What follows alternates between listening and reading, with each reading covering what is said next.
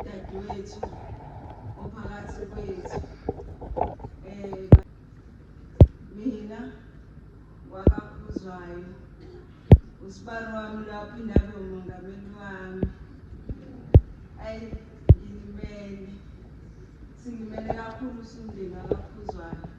Ngiphinde ngilimale kakhulu ngumuntu bese engikhokhele umongameli wami bazalwane. Bazalwane kubuhlungu. Umongameli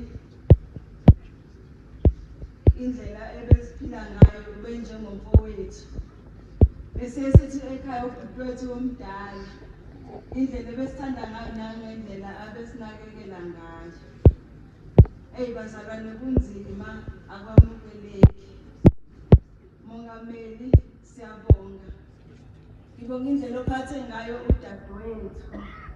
Benamawele. Ngiyafisa ukuthi la ukhona into owamthembisa yona owathi uzomgada. Akabuyele emzini wakho uzomgada. Uzobuyela mongameli. Kepha ngicela umgade empisini. Uyazi ukuthi ushiye kunjani mongameli. Umuzi wakho uvandalizekile.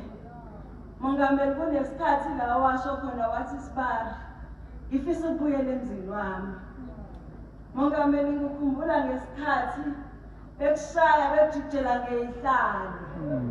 Mongameli awuzange wakhiphe amazwi anzima kepha kwehla inyembezi.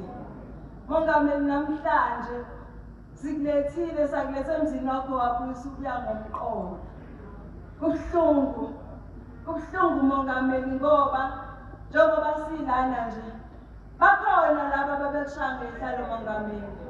Bakhona laba ababekuphika enkantolo mongameli. Bekhuluma yonke into ngawe mongameli. Namhlanje bahambe bebhala ama-social media bekhuluma mongameli bethi umongameli wabo. Ngikubuhlungu bazalwane. Bagqoka abazalwane bagqoka ingubo emhlophe. Kepha bahlukumeze umntakankonyane bengakwazi ukukhuluma.